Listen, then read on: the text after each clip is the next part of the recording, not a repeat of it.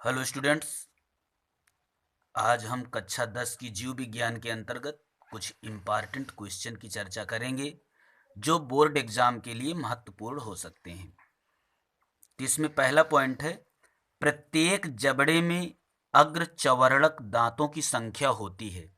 मतलब एक जबड़े में अग्रचवर्णक दांतों की संख्या कितनी होती है? तो ये होती हैं 4, या इसी को कहते हैं 2 जोड़ी हम कह सकते हैं। प्रत्येक जबड़े में अग्रचवर्णक दांतों की संख्या 4 या 2 जोड़ी होती है। और कुल मिलाकर के कितने अग्रचवर्णक होते हैं? क्योंकि जबड़े 2 होते हैं इसलिए अग्रचवर्णक 8 हो जाएंगे। दूध के दांतों की संख्या कितनी होती है? तो दूध की दांतों की संख्या 20 होती है। लार में मिलता है, लार में कौन सा एंजाइम मिलता है? तो लार में टाइलिन और लाइसोजाइम एंजाइम मिलते हैं। ग्रास नली द्वार पर पत्ती जैसी रचना या उपास्थि क्या कहलाती है? तो इसको हम एपिग्लाटिस कहते हैं या घाटी ढापन कहते हैं। आहार नाल में सी के आकार की रचना क्या कहलाती है? तो आहार नाल में सी के आकार की रचना ग्रहणी कहलाती है। इसे हम इंग्लिश में डुओडिनम कहते हैं। यकृत स्रावित करता है। यकृत से क्या निकलता है? तो यकृत से पित्त रस निकला करता है। पित्त रस संचित रहता है। मतलब पित्त रस कहाँ पर संचित रहता है? तो पित्त रस पित्ताशय में संचित रहता है या गाल ब्लैडर कहते हैं इसको। संपूर्ण पाचक रस कौन सा होता है? तो संपूर्ण पाचक रस अग्न्याशयी रस होता है। इसे संपूर्ण पाचक रस इसलिए कहते हैं क्योंकि इसमें महत्वपूर्ण भोजन के अवयव जो होते हैं, कार्बोहाइड्रेट, वसा और प्रोटीन, तीनों को पचाने की क्षमता होती है। तो इसमें है नेक्स्ट कि अग्न्याशयी पाचक रस। अग्न्याशयी पाचक रस जो होता है वो किसको किसको पचा सकता है? तो वही तीनों है, वसा, कार्बोहाइड्रेट और प्रोटीन। इस अग्न्याशयी पाचक रस से ये तीनों पच जाते हैं, तभी तो इसको संपूर्ण पाचक रस कहते हैं। ग्लाइकोजेनेसिस का मतलब क्या होता है? ग्लाइकोजेनेसिस का मतलब होता है ग्लाइकोजन का निर्माण। और उसी प्रकार से एक शब्द और है, ग्लाइकोजिनोलाइसिस का मतलब क्या होता है? तो लाइसिस माने होता है टूटना, अर्थात ग्लाइकोजन का टूटना या ग्लाइकोजन का विखंडन। संतुलित आहार क्या होता है? संतुलित आहार का मतलब जिसमें पोषक तत्व संतुलित मात्रा में उपस्थित हो। पोषक तत्व कौन से? जैसे कार्बोहाइड्रेट, वसा, प्रोटीन, विटामिन, खनिज लवण, जल, ये सब संतुलित मात्रा में जब उपस्थित होते हैं तो ऐसे भोजन को हम संतुलित भोजन या संतुलित आहार कहते हैं। पोषण क्या होता है? पोषक तत्वों को प्राप्त करना पोषण कहलाया करता है। पोषक तत्व कौन से होते हैं? कार्बोहाइड्रेट, वसा और प्रोटीन, ये मुख्य रूप से 3 पोषक तत्व होते हैं। प्रकाशिक ऊर्जा को रासायनिक ऊर्जा में बदलती है। मतलब कौन सी क्रिया है जो प्रकाशिक ऊर्जा को रासायनिक ऊर्जा में बदल देती है? तो ये प्रकाश संश्लेषण है। रंध्र क्या होता है? पत्तियों में उपस्थित छोटे छोटे जो छिद्र होते हैं उनको हम रंध्र कहते हैं। रंध्र की उपयोगिता क्या होती है? तो गैसों का आदान प्रदान जो पौधों में होता है वो रंध्र की उपयोगिता होती है। मतलब ऑक्सीजन पौधों से निकलती है तो रंध्रों के द्वारा निकलेगी, और पौधों के अंदर कार्बन डाइऑक्साइड घुसती है तो रंध्रों के द्वारा घुसती है। तो गैसों का आदान प्रदान जो होता है वो रंध्रों के द्वारा होता है। ये रंध्र की उपयोगिता है। वयस्क मनुष्य का दंत सूत्र कितना होता है? तो वयस्क मनुष्य का दंत सूत्र 2123 बटे 2123 ये होता है। दंत क्षरण किसे कहते हैं? ये एनसीईआरटी क्वेश्चन है कि दंत क्षरण किसे कहते हैं? तो इनेमल और डेंटाइन का नष्ट होना ये दंत क्षरण कहलाता है। टाइलिन क्या होता है? टाइलिन ये लार में उपस्थित एंजाइम है जो स्टार्च को माल्टोज में बदल देता है। प्रोटीन पाचक एंजाइम कौन से होते हैं? तो पेप्सिन, ट्रिप्सिन और इरेप्सिन ये प्रोटीन पाचक एंजाइम है। पेप्सिन जो होता है वो अमाशय में मिलता है। ट्रिप्सिन जो होता है वो अग्न्याशय में मिलता है और इरेप्सिन छोटी आंत में मिलता है। मानव शरीर की सबसे बड़ी ग्रंथि कौन सी होती है?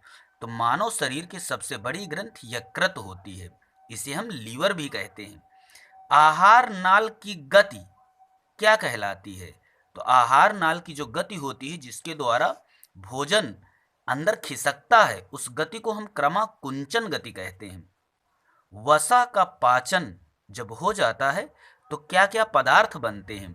तो वसा के पाचन के बाद वसीय अम्ल और ग्लिसरॉल बनते हैं। उदर गुहा में जे के आकार की रचना क्या कहलाती है? तो जे के आकार की जो थैली होती है उदर गुहा में, उसे हम आमाशय बोलते हैं, इसको इंग्लिश में स्टमक बोलते हैं। मानव दांत की विशेषताएं क्या हैं? तो मानव दांत की विशेषताएं हैं कि गर्त दंती अर्थात दांत गड्ढों में धंसे होते हैं, द्विबार दंती अर्थात जीवन में 2 बार दांत निकलते हैं, विषम दंती अर्थात 4 प्रकार के दांत पाए जाते हैं, रदनक, कृंतक, अग्रचवर्णक और चवर्णक। तो ये जो 3 विशेषताएं हैं ये मानव दांत की विशेषताएं होती हैं। ये क्वेश्चन पूछा गया है कि सजीव और निर्जीव में अंतर बताइए। तो सजीव अगर है तो उसमें श्वसन, उत्सर्जन, वृद्धि और जनन मिलेगा, लेकिन अगर निर्जीव है तो ये प्रक्रियाएं नहीं मिलेंगी। तो ये सजीव और निर्जीव में ये 4 अंतर हैं।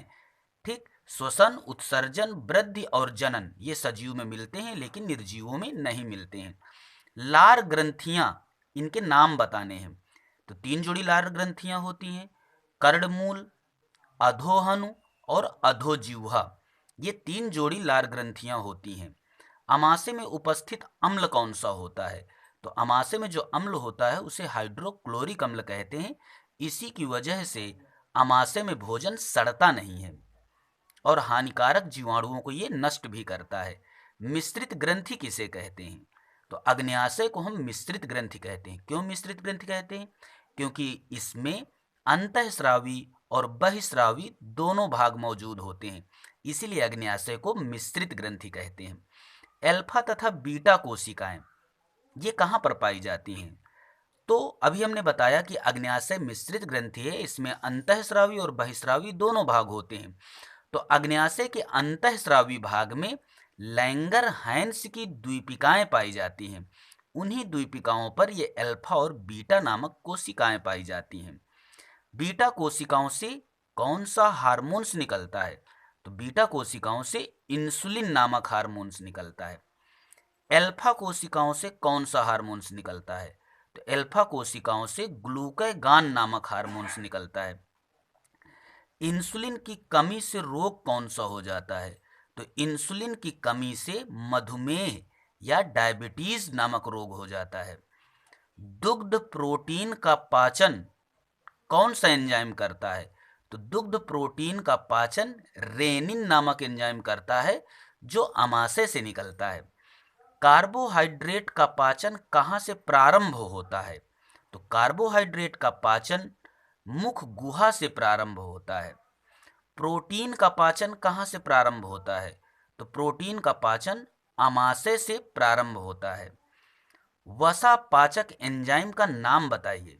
तो वसा पाचक एंजाइम लाइपेज होता है। आंत्रीय रस का दूसरा नाम क्या होता है? आंत्रीय रस का दूसरा नाम सैकस एंटेरिकस होता है। प्रकाश संश्लेषण जो है उसके कितने चरण होते हैं? तो प्रकाश संश्लेषण के 2 चरण होते हैं, प्रकाशिक अभिक्रिया और अप्रकाशिक अभिक्रिया। प्रकाशिक अभिक्रिया जो होती है प्रकाश संश्लेषण की ये ऐसी अभिक्रिया है जिसमें प्रकाश की जरूरत होती है और अप्रकाशिक अभिक्रिया में प्रकाश की जरूरत नहीं होती है। तो प्रकाशिक अभिक्रिया होती कहाँ पर है? तो हरित लवक के ग्रैना भाग में प्रकाशिक अभिक्रिया होती है और अप्रकाशिक अभिक्रिया तो हरित लवक के स्ट्रोमा भाग में अप्रकाशिक अभिक्रिया होती है। अमाशय में भोजन क्या कहलाया करता है? मतलब अमाशय में अगर भोजन उपलब्ध है तो वो भोजन लेई जैसा हो जाता है, उसको हम क्या बोलते हैं? काइम बोलते हैं, काइम। और छोटी आंत का भोजन ये और एकदम महीन हो जाता है, इसको क्या बोलते हैं? तो इसको हम काइल बोलते हैं। अमाशय में जो भोजन होगा उसे काइम बोलेंगे और छोटी आंत में जो भोजन मिलता है उसको हम काइल बोलते हैं। और आहार नाल की लंबाई कितनी होती है? तो आहार नाल की लंबाई 8 से 10 मीटर होती है।